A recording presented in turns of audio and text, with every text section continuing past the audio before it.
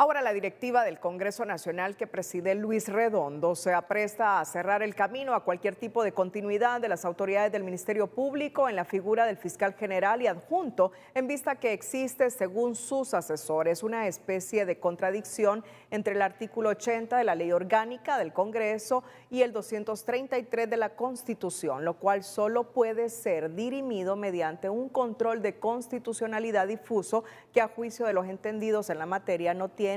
ni pies ni cabeza.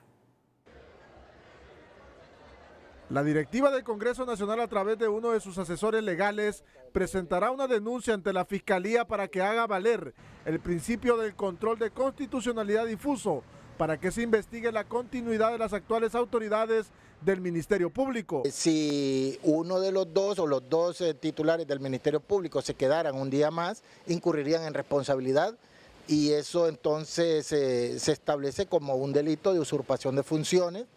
y eso habría que plantearlo ante un juzgado de lo penal, y ahí entonces deciden que en efecto la disposición de la ley orgánica no prevalece sobre la disposición de la Constitución, que establece que el periodo es de 5 años y no se puede ampliar. Según tomé, el artículo 80 de la Ley Orgánica del Poder Legislativo, que establece que los funcionarios que elige el Congreso cuando concluye el periodo para el que fueron electos y no se hayan designado sus sustitutos, permanecerán en funciones en sus cargos hasta que se realice dicha elección, colisiona con el artículo 233 de la Constitución, el cual solo dice que el fiscal general y fiscal adjunto son elegidos por el Congreso para un periodo de 5 años. El artículo 80 de la Ley Orgánica del Poder Legislativo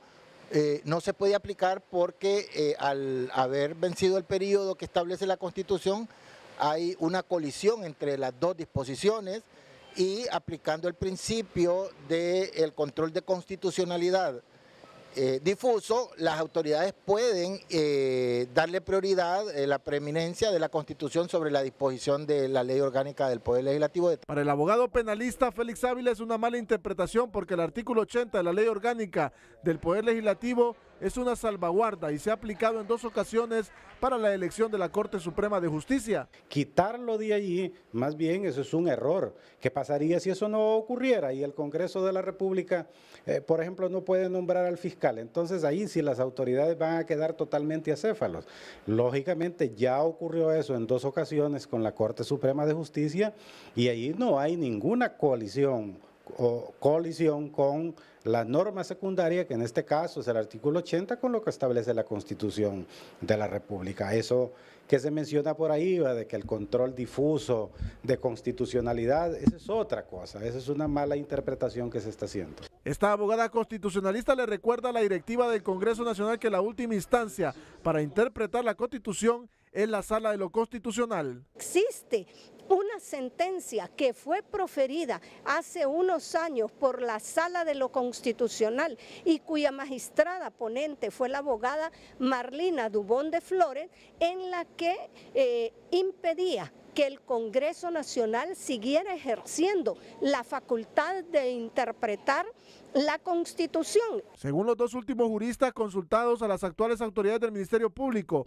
las avala el artículo 80 de la Ley Orgánica del Poder Legislativo para continuar en sus cargos hasta que los diputados realicen la elección de sus sustitutos.